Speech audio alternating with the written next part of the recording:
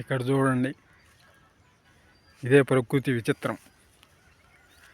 ఏటో గింజలు అనుకుంటాం కానీ ఇవి గింజలు కాదు, నీటి బిందువులు.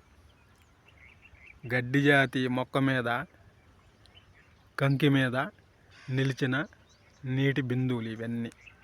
కానీ చూడటానికి కంకుల్లాగా చూడండి ఎంత విచిత్రంగా, ఎంత బాగున్నాయో.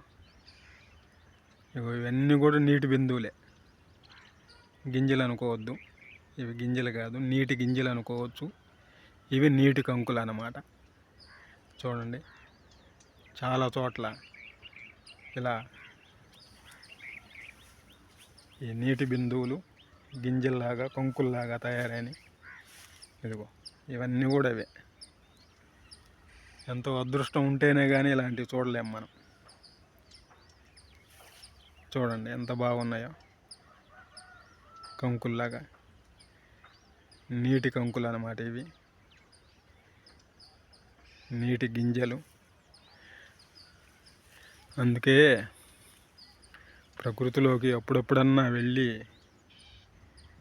కాసేపు ప్రకృతిలో గడిపేస్తూ ఉండాలి. చూడండి ఎంత అందమైన గింజలు, నీటి గింజలు.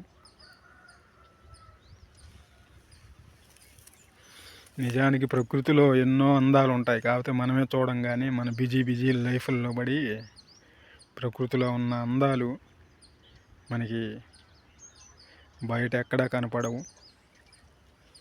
చూడండి అన్నీ నీటి గింజలే.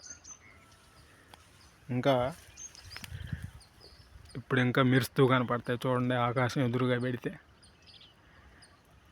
ఇది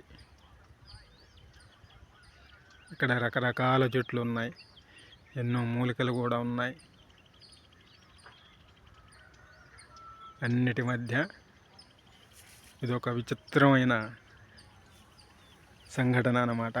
గింజల్లాగానే ఉన్నాయి చూడండి, ఇవన్నీ నీటి బిందువులే.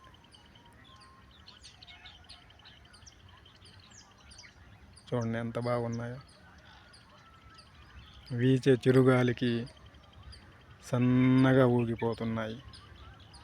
అయితే కాసేపటికి ఎండ ఎక్కే కొంది ఈ గింజలు, అంటే ఈ నీటి గింజలు, నీటి కంకులు ఏవీ కనపడవు, మళ్ళీ మామూలే.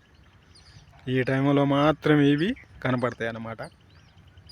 చూడండి అన్నీ గింజలు అన్నమాట, నీటి గింజలు, నీటి కంకులు, నీటి గింజలు. ఎంతో ఆనందం కదా. ఇదే సృష్టి విచిత్రం.